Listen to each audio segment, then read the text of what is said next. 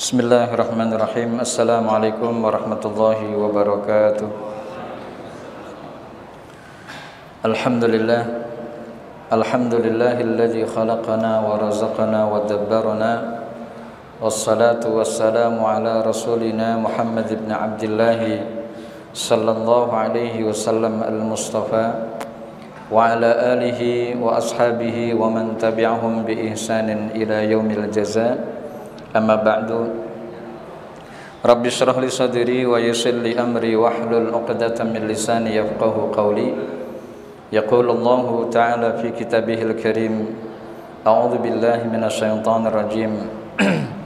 Ya ayyuhalladzina amanu taqullaha haqqa tuqatih wa la tamutunna illa wa antum muslimun.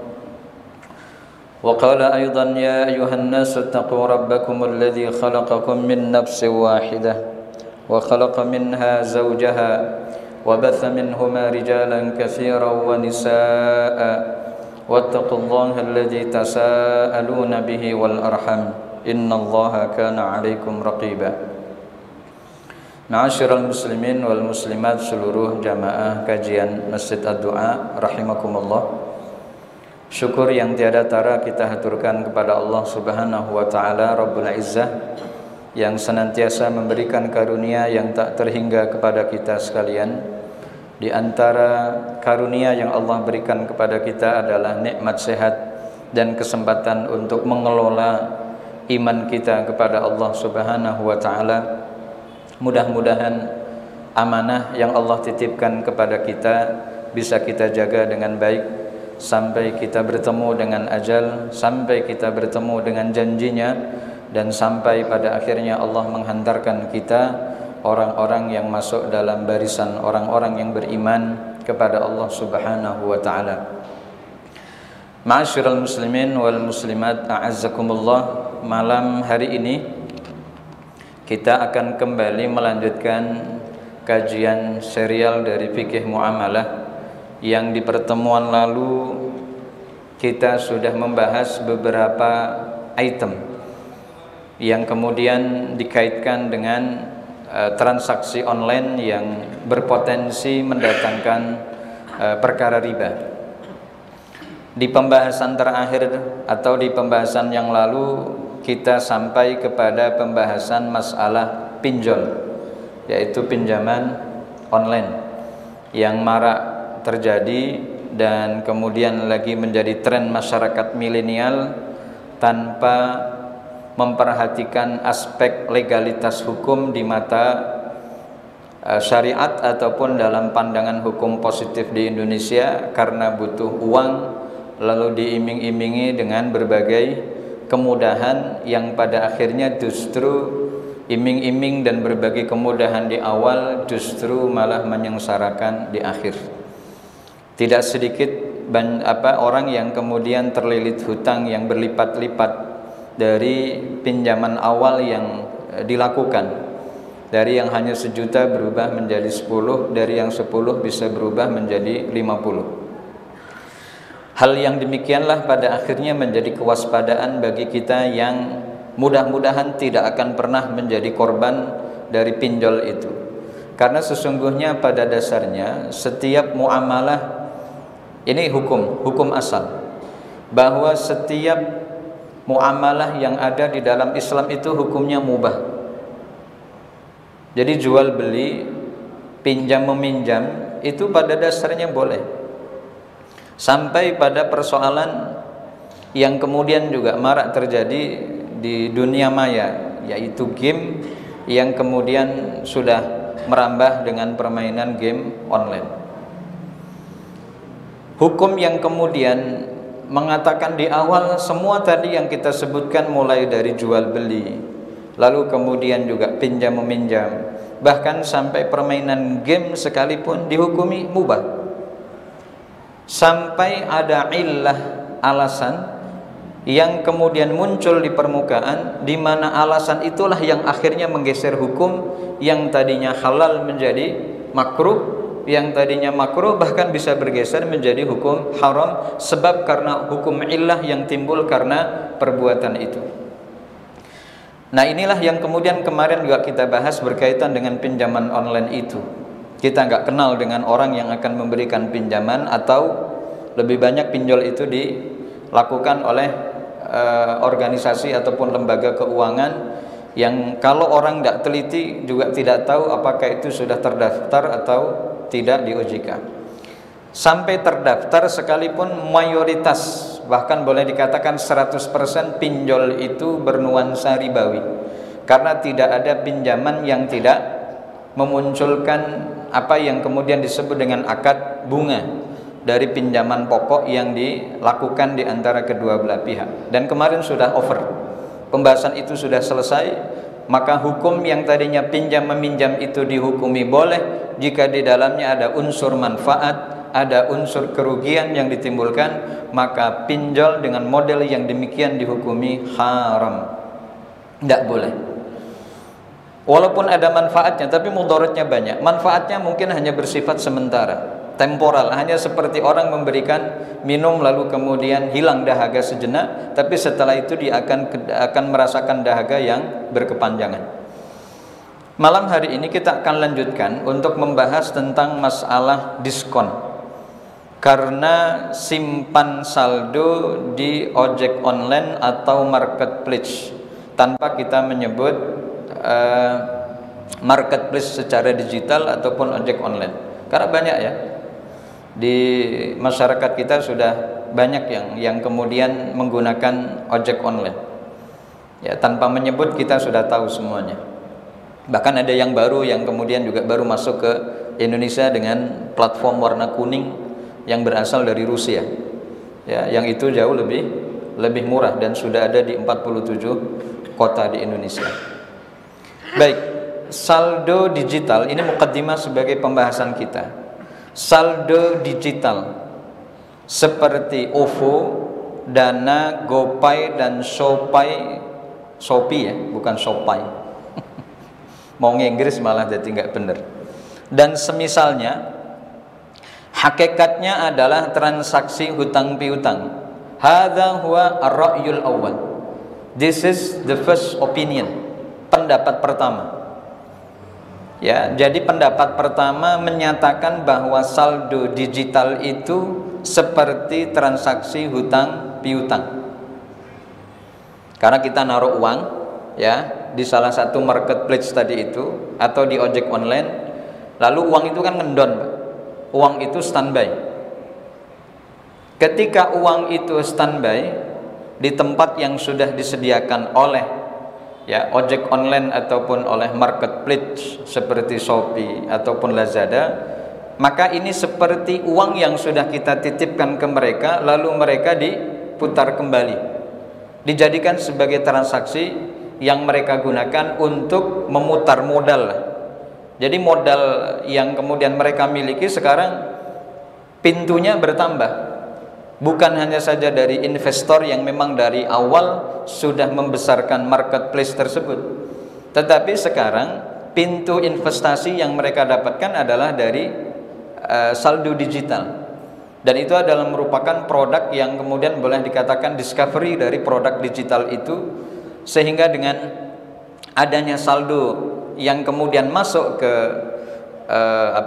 ojek online ataupun marketplace itu, maka akan terkumpul uang miliaran, bahkan mungkin triliunan. Mungkin kita merasa bahwa apa yang kita letakkan di saldo digital itu tidak banyak, 100.000 kah atau 200.000. Tapi bayangkan bila 200.000 itu dikalikan dengan 200 juta pengguna misal, akan ada berapa miliar atau akan ada berapa triliun uang yang kemudian mereka gunakan untuk mengembangkan usaha digital mereka. Nah, oleh pendapat pertama ini dikatakan uang yang kita titipkan di sana itu bukan akad wadi'ah, tapi sebagai akad utang piutang. Artinya ketika nasabah melakukan deposit saldo, artinya kita naruh uang di situ, hakikatnya nasabah sedang memberikan utang kepada provider layanan. Dan inilah yang ada di dalam fikih. Bapak Ibu yang insya Allah dirahmati Allah, ketika ulama menganalisis persoalan hukum dengan sudut pandang yang mereka miliki, masing-masing, maka akan memunculkan produk hukum yang juga berbeda karena memang berasal dari sudut pandang yang berbeda. Dan ini yang kemudian disebut dengan khilaful ulama. Kalau ini persoalan yang terjadi di zaman Kiwari, ya berarti adalah perbedaan ulama di zaman sekarang. Di zaman tabi'in saja tidak ada ini Pak. Yang ada pada zaman tabi'in yang sekarang ini sedang berjalan, dan ini adalah persoalan keumatan. Dan umat kudu melek, umat kudu paham dengan persoalan-persoalan yang setiap hari dengan kaitannya produk digital memang tidak bisa dibendung. Berbagai persoalan muncul yang menuntut bagi kita untuk mensikapi dengan seksama. Sebelum kita mengambil itu, letakkan di mana posisi kita untuk berhenti, lalu kemudian menganalisis. Ketika Islam membolehkan dengan melihat referensi dari pendapat-pendapat ulama, ketika itu boleh maka jalankan. Kalau tidak, tawakuf. Sebaiknya berhenti. Nah, ini yang kemudian ada pada saldo digital yang kemudian kita letakkan di berbagai platform yang ada, baik itu yang di marketplace ataupun di ojek online. Dan kemudian karena ini adalah transaksi hutang piutang, maka oleh pendapat pertama bukan dimasukkan sebagai akad wadi'ah. Namanya wadi'ah itu titipan, Pak. Ya, berbeda. Karena dalam akad wadi'ah, orang yang dititipkan tidak boleh menggunakan barang titipan tanpa izin dari pemiliknya. Ini kalau kemudian dikaitkan dengan wadi'ah. Sehingga kalau kemudian ini dikatakan transaksi utang piutang, maka tentu yang jadi persoalan adalah adanya asas manfaat yang kita dapatkan. Ya. Lalu pendapat yang kedua ini mengatakan kalau ini bukan utang piutang lalu kemudian dikatakan wadi'ah, maka orang yang mendapatkan titipan itu tidak boleh ngapa-ngapain dari uang yang kita titipkan. Kayak bahasa sederhananya adalah tetangga di samping rumah kita mau safar ke Jawa. Lalu sebelum pergi mereka berangkat ke rumah kita lalu mengatakan, "Pak, mohon izin dan doanya kami sekeluarga mau birrul walidain, nengok orang tua di Semarang." Berapa hari? Enggak lama Pak, mungkin hanya seminggu. Lalu si pemilik rumah bilang, "Pak, titip rumah ya, mohon dijaga setiap pagi dan sore, mungkin kalau tidak keberatan lampu depan mohon dihidupkan. Saklarnya ada di luar sehingga tidak akan merepotkan Bapak untuk bisa keluar masuk ke rumah kami." Namanya titipan, konsep yang ada di dalam Islam tidak boleh diapa-apain, tidak boleh dititipkan, tidak boleh dirubah, tidak boleh ditambah, tidak boleh dikurangin. Itu namanya titipan, Pak. Kecuali yang memiliki, yaitu si pemilik rumah mengatakan, silahkan Bapak memanfaatkan apa yang menjadi hajat keluarga Bapak, tetapi untuk pemanfaatan yang wajar. Di kulkas ada beberapa persediaan bahan makanan. Kalau Bapak memanfaatkan, keluarga manfaatkan, boleh. Kalau sudah ada izin, nggak ada masalah. Ya, kalau ada izin, nggak ada masalah. Seperti Ustadz yang kemudian menitipkan rumahnya ke santrinya, lalu Ustadz itu mengatakan, selama saya tidak ada, silahkan apa yang ada di dalam kulkas hak antum untuk dimanfaatkan. Ada telur, ada sosis, ada ayam, ada apa saja dari bahan makanan pokok, karena sudah dapat izin dari sang pemilik rumah untuk dimanfaatkan, dimakan, maka hukumnya halal. Kalau tidak ada omongan seperti itu, ya jangan berani-beraninya untuk berimprovisasi untuk mengatakan, kan saya sudah dititipin, masa iya nggak bisa memanfaatkan sedikit saja dari rumah yang ada di sebelah saya. Baik. Yang menjadi persoalan dari pendapat pertama ini adalah karena itu sudah diniatkan sebagai, atau pendapat pertama ini menyoroti bahwa saldo digital itu sebagai akad utang piutang, maka muncul dalil yang kemudian ada pada pendapat yang pertama itu, yang dulu pernah kita bahas. Hadis Rasul sallallahu alaihi wasallam, kullu qardin jarra bihi naf'an fahuwa riba. Setiap hutang yang kemudian ada asas manfaat yang muncul karenanya, maka itu disebut riba. Kemudian apa ilahnya? Kemudian kok transaksi utang piutang yang dikaitkan dengan saldo digital itu dikatakan perkara yang riba? Karena ada diskon yang didapatkan, ada cashback yang kemudian bisa kita manfaatkan. Cashback ataupun diskon yang dikaitkan dengan uang atau saldo digital yang oleh pendapat pertama dikatakan sebagai transaksi utang piutang, maka itu masuk ke dalam perkara yang dilarang. Ini kalau menurut pendapat yang pertama. Baik. Sedangkan pendapat yang kedua, ya, yang kemudian mengatakan ketika yang terjadi adalah transaksi hutang piutang, maka tidak boleh ada manfaat. Ini masih kaitannya dengan pendapat yang pertama. Tidak boleh ada manfaat tambahan yang diberikan kepada nasabah atau kepada pelanggan. Atau kalau kita itu disebutnya apa, Pak?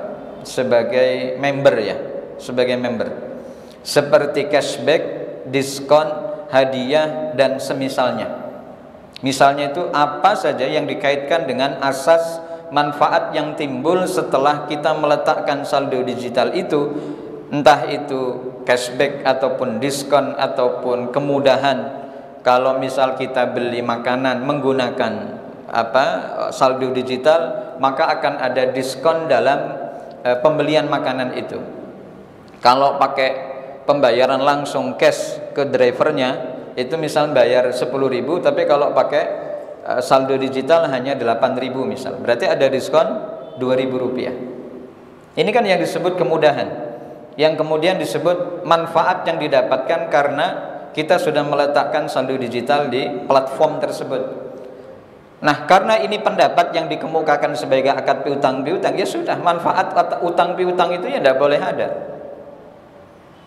Bahkan dalam pembahasan yang kemudian kita bahas di pertemuan yang lalu, ada A dan B melakukan transaksi utang piutang. Lalu kemudian B yang sudah menerima pinjaman tadi itu merasa sudah ditolong dan kemudian ingin memberikan sesuatu kepada si A yang sudah memberikan bantuan. Apapun yang diberikan itu pun berpotensi masuk ke dalam asas manfaat sebab timbulnya utang piutang yang ada di antara mereka, dan ini dilarang. Kalau mau ngasih roti, mau ngasih apa gitu ya kepada si A, maka mungkin selesaikan dulu akad utang piutangnya supaya tidak terkesan pemberian kita itu adalah terkait dengan utang piutang yang masih terjadi di antara keduanya. Hukumnya sama, Pak, Ibu, hukumnya disamakan. Jadi agak sedikit tertahan begitu ya kebaikan yang akan kita lakukan kepada tetangga kita si A, yang notabene di mana si A itu pernah memberikan pinjaman kepada kita. Selesaikan dulu, baru kalau mau ngasih baru diperbolehkan. Kemudian karena adanya manfaat tambahan tersebut membuat ia menjadi transaksi riba yang kemudian disoroti sebagai perkara yang dilarang. Baik, kita kuatkan dengan fatwa yang kemudian dihimpun dari Fatwa Ulama Al-Irsyad yang berpusat di Solo. Akad top up GoPay adalah akad hutang seperti deposit uang di bank. Maka diskon harga bagi konsumen adalah manfaat. Jadi yang digarisbawahi adalah diskon. Ya, adalah diskon yang didapatkan atau adalah manfaat yang didapatkan dari menghutangi, dan ini adalah riba. Hal ini sesuai dengan prinsip dasar dan kaidah baku dalam muamalah, semua hutang yang menghasilkan manfaat, karena manfaat itu bukan hanya saja dalam bentuk materi atau dalam bentuk uang, ya, maka itu adalah riba. Artinya diskon GoPay adalah riba. Fatwa Dewan Perhimpunan Al-Irsyad yang kemudian mereka keluarkan pada tahun 1439 Hijriah. Berarti sudah lama. Kalau sekarang 43 berarti 5 tahun yang lalu. Fatwa ini sudah muncul, dan fatwa itu keluar atas persoalan yang kemudian marak, dan kemudian ada orang yang datang kepada mereka untuk minta dikaji dan dikeluarkan fatwanya. Lalu bagaimana dengan yang lain? Ketika mereka punya pandangan yang berbeda, maka mungkin fatwanya juga berbeda. Inilah yang kemudian disebut dengan fatwa. Seperti fatwa MUI, Fatwa Ulama Indonesia. Dia atau mereka akan mengeluarkan fatwa yang diminta oleh masyarakat. Kalau nggak ada permintaan, mereka mengkaji terkait dengan persoalan-persoalan yang kemudian mungkin masyarakat butuh pencerahan. Dan itu banyak fatwa-fatwa yang sudah dikeluarkan oleh MUI yang bisa kita jadikan sebagai salah satu referensi dalam istinbat hukum. Baik, kita lanjutkan. Ini masih pendapat fatwa yang dikemukakan oleh Perhimpunan Ulama Al-Irsyad. Namun boleh saja, ini ada syaratnya Pak, artinya tidak saklek, haram, mutlak apapun bentuknya dan bagaimanapun rupanya, tidak boleh. Ternyata tidak. Boleh saja menggunakan saldo digital selama tidak ada manfaat tambahan seperti cashback, diskon, hadiah dan semisalnya. Karena pada prinsipnya boleh saja melakukan transaksi hutang piutang selama tidak ada tambahan. Dewan Fatwa Perhimpunan Al-Irsyad menjelaskan, ini karena fatwa jadi saya bacakan. Hukum memakai GoPay pada asalnya adalah halal. Seperti tadi yang saya kemukakan di awal, asal dari hukum muamalah itu adalah halal, asalkan tidak memakai atau mendapatkan potongan harga maupun manfaat tambahan lainnya, karena hal itulah yang menjadikannya riba. Sehingga kalau ini tetap ada dan kita tidak bisa memilih, maka jangan diambil potongan itu supaya tidak terkena riba. Karena kalau nggak diambil kan kita nggak ngerasa mengambil asas manfaat. Maka kalau kemudian yang dikemukakan oleh fatwa Al-Irsyad dengan catatan, berarti selama catatan itu diperhatikan, diindahkan dan kemudian kita jalankan, ya berarti tidak ada masalah. Karena itu juga merupakan bagian dari kebutuhan masyarakat milenial, apalagi yang tinggal di perkotaan. Kita tidak menafikan dan juga tidak menghilangkan apa yang ada di dalam persoalan itu, karena itu juga merupakan bagian hajat masyarakat halayak umum. Dan Islam juga tidak alergi dengan perkembangan-perkembangan yang terjadi di masyarakat, sehingga Islam bersifat dinamis untuk mengkaji dari setiap persoalan yang dikaitkan dengan muamalah keseharian kita. Kita juga tidak sembrono, belum jelas hukumnya, lalu kemudian menurut kita, lalu kemudian kita langsung ambil. Pak Ustadz, saya itu main game online. Misal nih, ada orang yang kemudian main gitu ya, game online. Lalu kemudian, tapi saya itu masuk dalam perkumpulan game online syariah gitu. Jadi ada Pak game online, menurut versi dia itu game online syariah. Maka saya yang dengar itu guyu terus diem gitu. Gimana Pak game online syariah itu? Kalau waktu saya mendengar azan saya hentikan Pak Ustadz. Dan sebelum berhenti saya sudah siapkan peralatan golok, pacul, tombak kan gitu ya, kepada prajurit saya biar dia tarung sendiri. Nanti saya tinggal sholat ke masjid. Selesai sholat lalu saya lanjutkan lagi. Dan itu tidak mengganggu saya dalam beribadah gitu. Jadi yang beliau amati itu adalah selama saya tidak terganggu dengan game itu, dan kemudian saya bisa menjalankan kewajiban saya sebagai hamba Allah dan juga sebagai kepala keluarga, masih bisa cari nafkah, bahkan dari game itu saya mendapatkan uang yang bisa saya cairkan dalam bentuk rupiah Pak Ustaz. Karena uang yang didapatkan dari game online itu dalam bentuk Bitcoin, lalu kemudian ditransfer ke dolar, dari dolar baru dikonversi ke rupiah, baru bisa diambil. Itu menjadi persoalan yang ada di hadapan kita, dan kita minta bagaimana para ulama kita yang sekarang ini ada di tengah-tengah kita untuk mengkaji itu.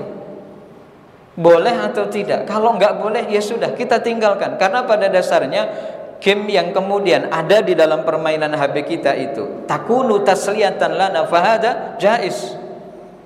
Game yang kemudian ada di game yang ada di HP kita untuk selingan, maka tidak ada masalah. Tapi selama persoalan itu muncul lalu kemudian kita menjadi orang yang lalai, menjadi orang yang hulu, menjadi orang yang sibuk, lalu kemudian ini termasuk dari alat malahi, alat yang melalaikan, maka ini akan menjadi makruh. Ingat, ini akan menjadi makruh. Lalu ditingkatkan levelnya lagi menjadi haram saat ketika game itu sudah mulai menghasilkan uang, karena ini termasuk dalam kategori judi online. Dan orang itu mengatakan tadi itu, saya itu gamer syariah, Ustaz. Gitu. Kenapa dikatakan gamer syariah? Karena tidak meninggalkan sholat. Nah, itu yang perlu kita kaji selanjutnya. Baik, masuk ke dalam pendapat kedua, yang membolehkan dan menilai tentang saldo digital yang diletakkan di marketplace, ya pasar digital, seperti Gopay, seperti Shopee, Lazada dan seterusnya, tidak ada unsur riba di dalamnya. Ini second opinion, Pak, pendapat kedua. Apa ilah alasan yang dikemukakan oleh pendapat ulama yang kedua ini? Transaksi antara konsumen dengan penyedia layanan tidak tepat jika disebut sebagai pemberian utang, karena tidak ada akad yang menyatakan bahwa marketplace itu minta utangan ke kita. Pernah nggak Lazada ngirim pesan ke jenengan, tolong pinjemin duit dong gitu. Terserah sampean mau ngasih berapa, 100.000 juga boleh. Lalu kemudian sampean bilang, iya, oke, tak kirim ya ke saldo digital, terima kasih gitu. Ada nggak akad utang piutang di antara marketplace seperti Lazada dengan kita sebagai konsumen? Kan tidak ada. Ini menurut pendapat kedua. Nanti kita akan ambil apa yang kemudian paling realistis gitu ya, paling pas untuk bisa kita amalkan. Yang lebih tepat ini adalah wadi'ah. Yang namanya wadi'ah itu berarti titipan.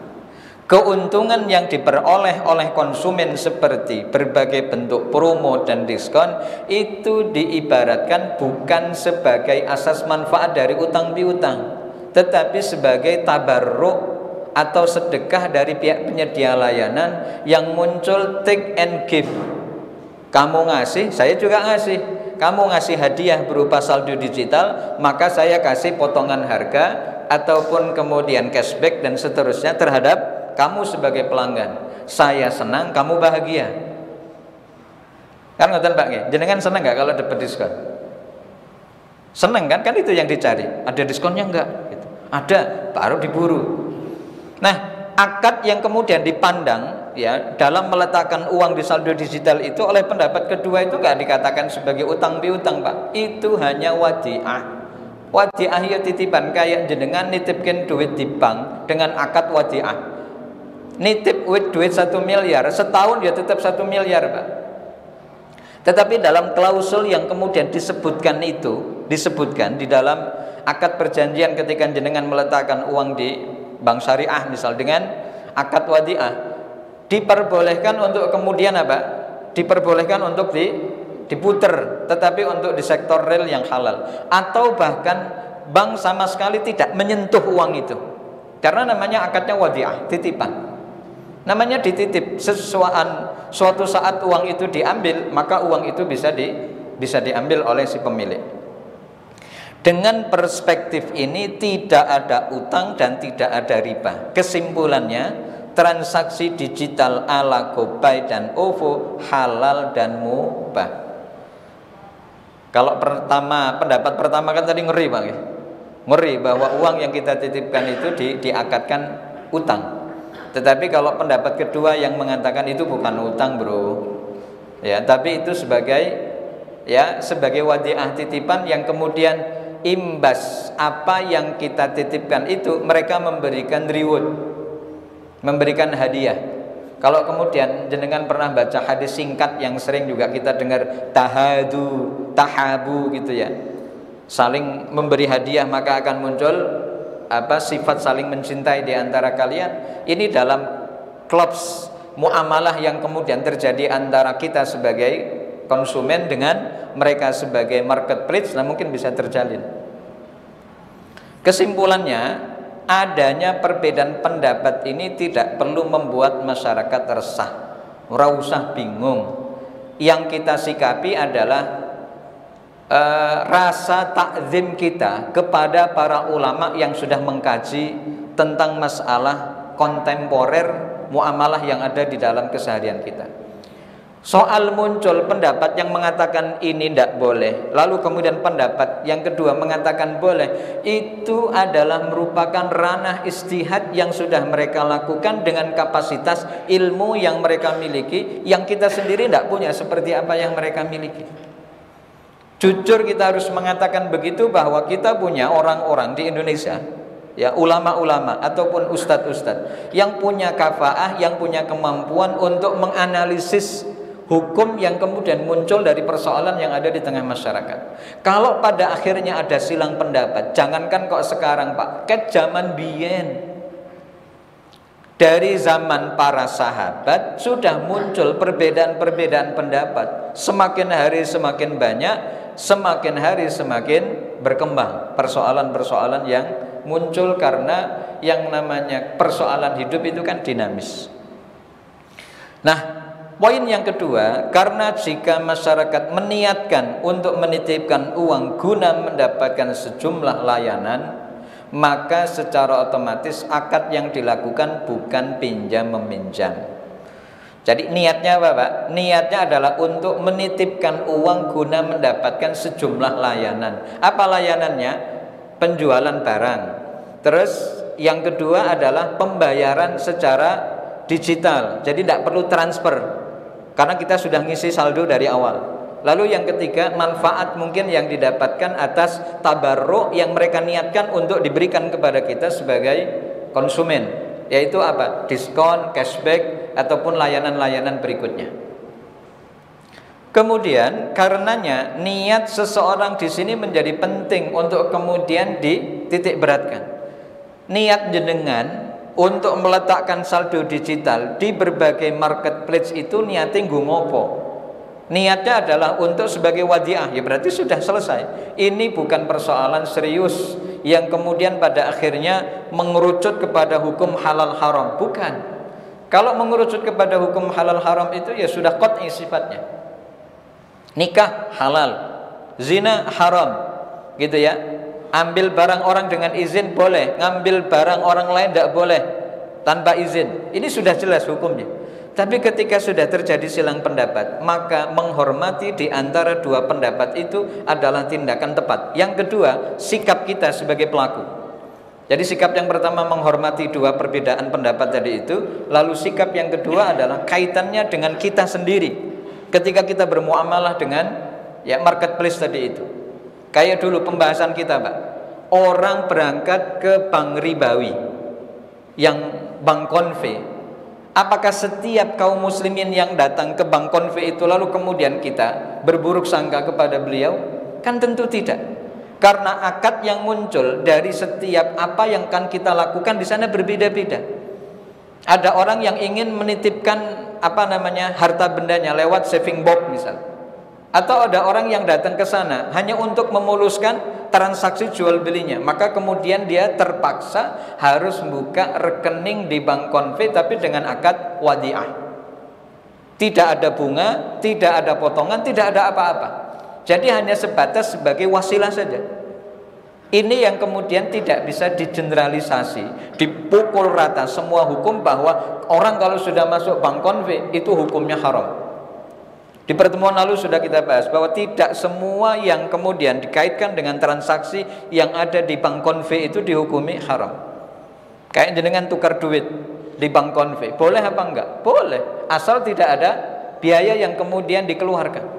Kita naruh duit 100.000 lalu kemudian kita narik lagi duit 100.000 dalam bentuk pecahan 50 lembar, yaitu 2.000-an. Boleh atau tidak? Boleh. Jadi tidak harus ke bank syariah untuk nitip untuk tukar menukar uang tadi itu. Nah, ini yang kemudian kita kaitkan dari persoalan yang kita bahas pada malam hari ini, sehingga niat menjadi persoalan penting yang kita lakukan saat ketika kita meletakkan saldo digital tadi itu. Perbedaan pendapat ini juga memberi masyarakat alternatif pilihan. Apa itu? Jika memang tidak nyaman, ini soal hati berarti Pak. Kalau soal nyaman tidak nyaman itu berarti soal hati. Jangan tanya hukum halal haramnya. Kalau sudah tidak nyaman dengan layanan GoPay, OVO atau transaksi non cash, seseorang bisa menggunakan layanan pembayaran secara cash. Kenapa? Sudah ada keraguan yang ada di dalam diri. Jenengan kudu ingat, ada di dalam kaidah fikih yang menjelaskan kepada kita tentang kesimpulan yang keempat. Da' ma yuribuka ila ma la yuribuk. Tinggalkan perkara yang meragukan dirimu kepada perkara yang tidak meragukan. Ini bukan soal halal, ini bukan soal haram, karena di dalamnya ada dua pendapat. Tetapi kalau sudah tidak nyaman, ya sudah, jangan dilakukan. Karena jenengan lebih menguatkan kepada pendapat yang pertama, bahwa itu adalah akad utang piutang. Tapi dengan pendapat yang kedua, itu jauh lebih logis, lebih masuk akal untuk kemudian kita katakan ini bukan utang piutang, tapi ini hanya wadiah. Wadiah itu lain dengan utang piutang. Sehingga kalau apa yang kemudian kita dapatkan dari mereka sebagai penyedia marketplace, itu tidak lain adalah sebatas tabarruk ataupun sedekah, infak, hadiah yang diberikan kepada kita sebagai pelanggan. Yang kedua, Bapak Ibu, jual beli emas online. Ini singkat saja karena kaitannya juga dengan pelajaran yang dulu. Jual beli emas itu disyaratkan boleh atau tidak boleh? Kalau boleh, maka dua hal ini harus dihindari. Harus serah terima barang secara langsung, tidak boleh ada penundaan. Artinya kalau ada muamalah secara penundaan, hari ini jam 8 beli emas, lalu nanti diterimanya besok pagi, ini sudah melanggar pasal yang pertama, Pak. Ya, melanggar pasal yang pertama, yaitu apa? Adanya penundaan. Sementara kalau jual beli emas online itu ada penundaan enggak? Ada. Duitin dhisik dikirim enggak? Duit dikirim dulu baru barang dikirim. Nek jual beli emas online kudu hati-hati, Bapak Ibu. Jenengan sebagai pelaku penjual emas online, maka hal yang demikian perlu untuk diperhatikan. Jika terjadi penundaan, maka terjadi riba nasi'ah yang pada akhirnya ini menjadi perkara yang dilarang. Nasi'ah itu berarti mengakhirkan dari masa yang terjadi di antara penjual dan pembeli, Pak. Ini nasi'ah namanya. Kalau barang yang dilebihkan, yang ini berkualitas, yang ini rendah, ini namanya riba fadl. Emas, bukan emas ya, bahan makanan pokok misal, beras yang kemarin kita contohkan, ini beras dengan kualitas bagus, ditukar 1 kilo, ditukar dengan beras kualitas yang second misal dengan 2 kilo, berarti 2 dibanding 1. Ini namanya riba fadl. Dan juga kemarin kita juga bahas bahwa untuk 6 komoditi yang disebutkan oleh Rasul itu harus memenuhi 2 syarat, yaitu apa? Yadan biyadin. Yadan biyadin itu berarti harus tangan dengan tangan, tidak ada penundaan. Lalu naqdan itu berarti cash. Apa itu? La tabi'u adz-dzahab bil-dzahab wal fiddah bil-fiddah wasya'iru bis-sya'ir wadh-dzurratu bil-dzurrati wal hintatu bil-hintati wal milhu bil-milhi. Walaupun nanti akan ada hukum kias dari 6 perkara yang disebutkan oleh Rasul. Apa kata Rasul? Fabi'u ma syi'tum illa an yakuna yadan biyadin au naqdan binaqdin.